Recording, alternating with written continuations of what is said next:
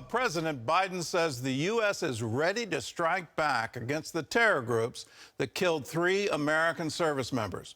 The strikes on multiple targets could come at any time and last over several days. The fighting in Israel continues on several fronts, in Gaza, along the Lebanese border, and extending to the biblical lands of Judea and Samaria. Chris Mitchell reports on the conflict from Jerusalem. Israeli Defense Minister Yoav Gallant warned on Monday that the window for a diplomatic solution with Lebanon is closing. There will be a stage when our patience will run out, and our ability to contain this matter will expire.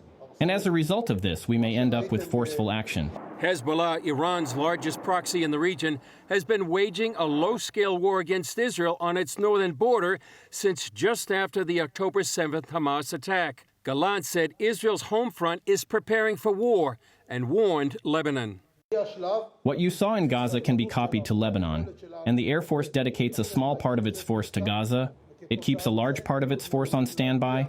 In order to deal with a northern scenario, I hope we don't get to this situation, but we are prepared in this matter.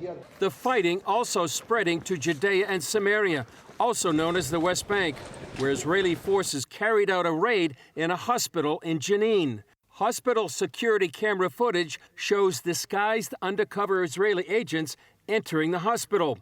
Officials say they killed 3 Hamas terrorists on the verge of launching a terror attack. Afterwards, Prime Minister Benjamin Netanyahu met with IDF troops in the area and told them Judea and Samaria is a critical front in the war.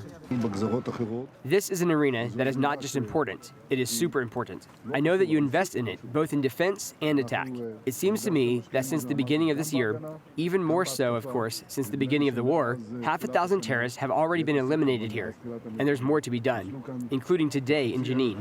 At the White House today, Strategic Affairs Minister Ron Dermer will meet with National Security Advisor Jake Sullivan to discuss the ongoing war and negotiations to secure the release of the remaining hostages.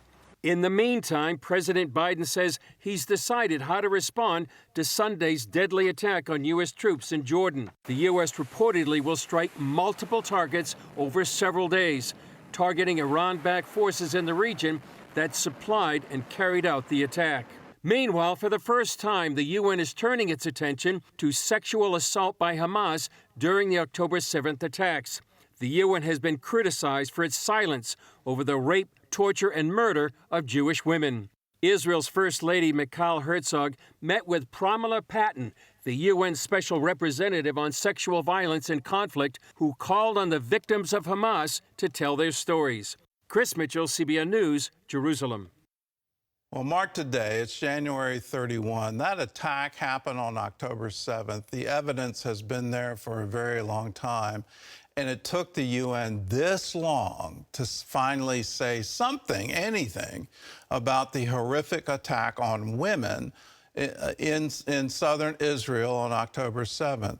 It didn't take them long to start complaining about the attack against Gaza in order to release the hostages. They complained about that pretty quickly. The International Court has already had a hearing on it. It's taken this long for the UN to wake up. When are the American people going to wake up about what is happening at the UN and how it seems to be automatically oriented against Israel? The number of investigations launched at the UN, it outweighs any other country by a mile. Let's not let this happen, and certainly let's not let it happen with our tax dollars.